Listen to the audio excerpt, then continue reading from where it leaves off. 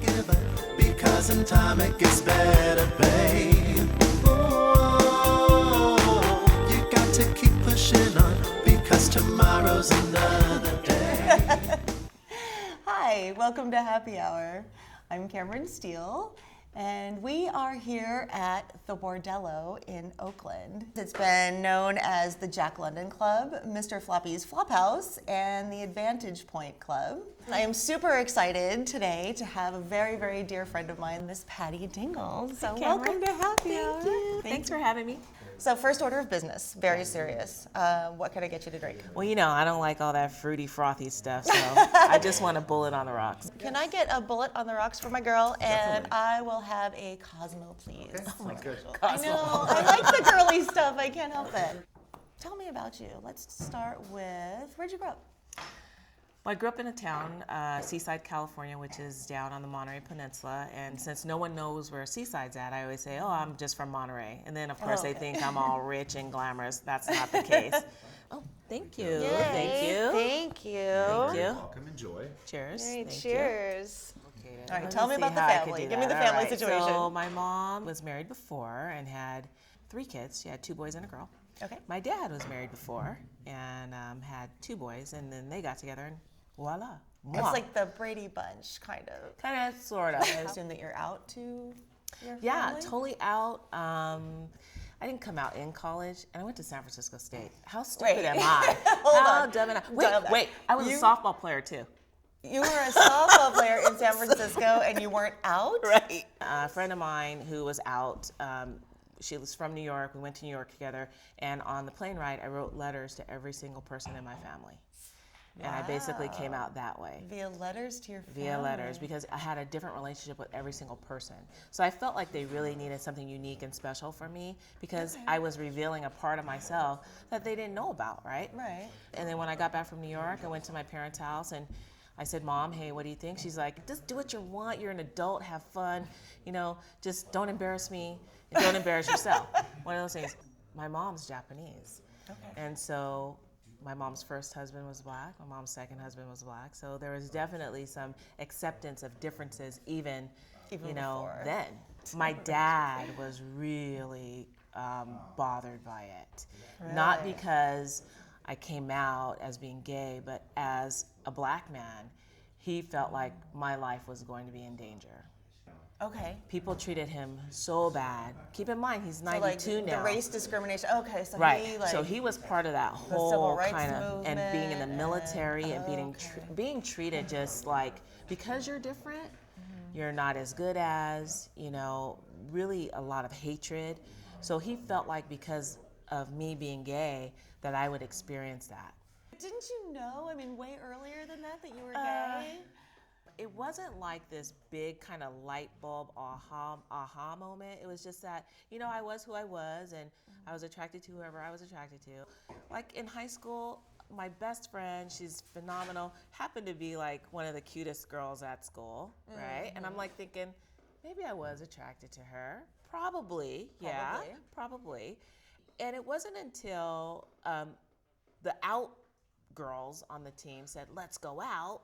Okay. We went out, and it was a lesbian club. Then the light bulbs start going yeah, off? Yes. And I'm like, okay, there's like hundreds of them. And I like some of them. And it turned into kind of a game where they were like, go ask someone to dance. And okay, I did, and we danced. And, of course, that ended up being my first girlfriend. Let's talk about relationships. Are you in a relationship I right now? am. You are. Robin and I have been in a relationship for about almost 4 years, and it's long distance. She lives in San Diego, I live in Oakland, and it's a 504-mile commute exactly. It's a 90-minute flight. Is that door to door? It's door to door. Well, are there wedding bells in the future? Do you guys? What does wedding mean, Cameron? I mean, it's not legal yet. Okay, I have a ring. I know I have a ring. You have a ring on? Because it's I like true. bling, and I think it's pretty. It is and, very pretty. I struggle with the wedding thing. It's so heterosexual to me. It's just like, you know what I wish? I wish the gay community had like something like what the African American community has, like jump in the broom. I wish we had some sort of symbolic moment. Jewish people have it, right? Breaking glasses. Catholic people have it. Oh, Black folks can got make it. our own. I mean, let's do it, Do it right? all. Yeah, I know. Because I want it to be unique. And At the same time, I don't want to get married until everyone in the country can get married. I want everyone to get a federal tax break. oh yeah, I get that. To really break it down for you, I don't want it to be by state. You know, I want it to be national. And at the same time, for those who choose to get married, I'll be there. I'll be right there. I will cheers you. I will hug and kiss Let's you. drink to that. I'll buy you a gift. Buy a bottle of champagne. Yes, we can. I'll get dressed up, That's and we'll have a good time. But for me, I want every single person in the nation to be able to do it.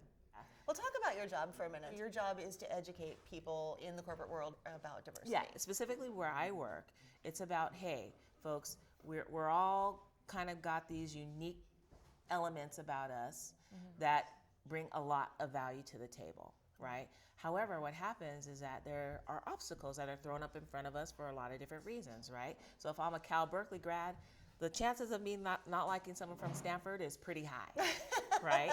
We let those biases kind of influence how we behave ultimately, right? Yeah. So imagine if someone grew up in a very conservative environment, very heterosexual environment, was told, you know, the ideal life is to have a white picket fence and 2.5 kids and a golden retriever. So when they're coming to the workplace and they're surrounded by a gay person, things may come up that might be challenging for them. So it's my job to ensure that everyone is safe at work, being who they are, Huge. and Absolutely have the huge. conversation about being different. I don't want you to be politically correct. I want you to say, hey, growing up the way that I did in my highly strong religious Catholic family, I was told you're going to hell. You want to Right. be. You want to make that safe for people to say Yes. in a public, in the In workplace. the workplace. We have to really kind of say, let's embrace our biases, let's embrace our prejudice, let's embrace how we stereotype, but don't let that get in the way of how you behave, Right. right? And you can change, right? You can learn. That's what this is all about, right? It's We want to exactly show people what this is all about. that, you know, there's some normalcy here, whether you're a pig farmer or you're like a slanging bartender at the gay club, you know? So true. But you also do work outside of AAA. Tell me about that. I've been on the board of directors for Project Open Hand, the Angel Island Immigration Station Foundation, which is kind of like Ellis Island of the West Coast. Oh, okay. Cool. Chinese Newcomer Service Center, but my near dear to my heart organization is the Asian Women's Shelter. We're in a confidential location. Food is very important in the Asian community, so we make it an imperative to have comfort food for our residents. I mean, there are days when you will find 5 different kinds of rice cooking in the kitchen because of someone maybe from Cambodia or from Vietnam or where have you. So we're very conscious of that.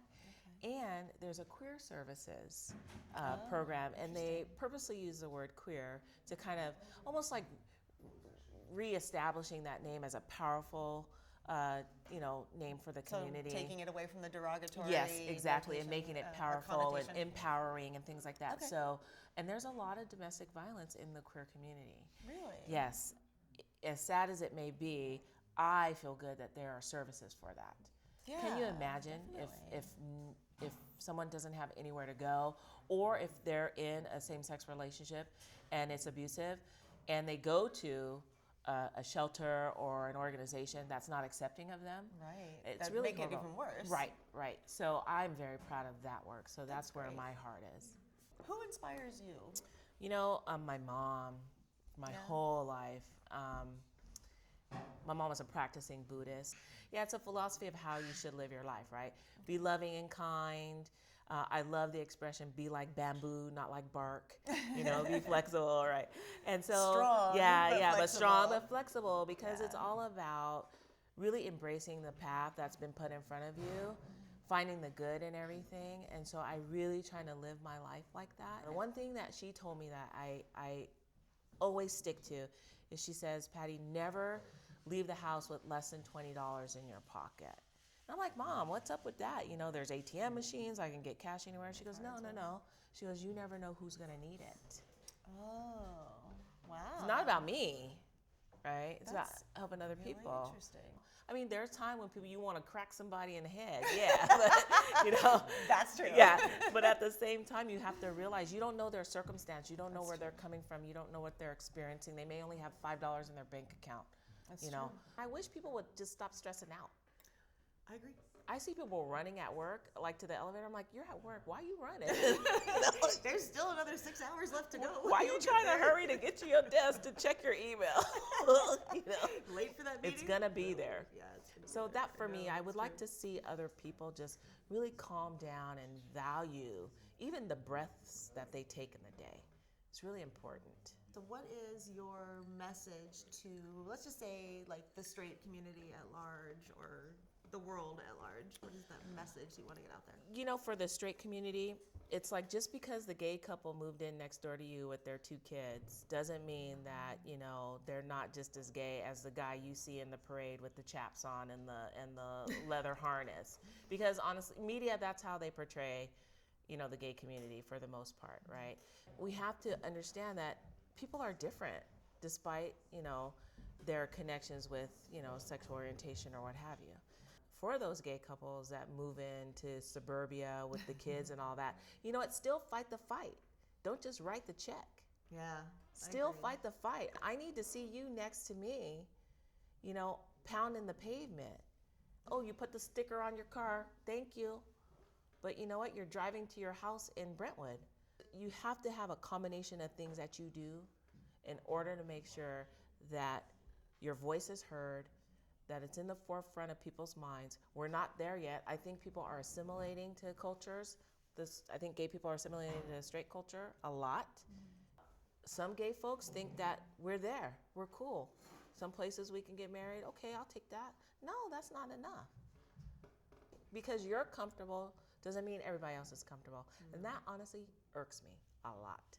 And for other kids who feel like they still have to hide, what message would you give to that kid? Kids have to be very, very smart about the corporate world and understand that you can't just go waltzing in there acting any old kind of way, right? If you're smart, you'll be more chameleon-like. I'm not saying to not be yourself, but you have to have different facets of yourself in order to infiltrate a system to change it. I have no problem with people going out with their signs and picketing and all that. If that's what you choose to do, that's fine. But if you really want to make some changes, get into the system that you're trying to change. Okay, well, we are out of time, but thank you You're welcome. so much for being so honest and open and bold. But thank you, and thank You're welcome. you so much for coming to Happy Hour. Cheers. There will be many more, and many more Happy Hours to you. Thanks for being here with Happy Hour with Cameron Stiehl. Don't you ever give up, because in time it gets better, babe.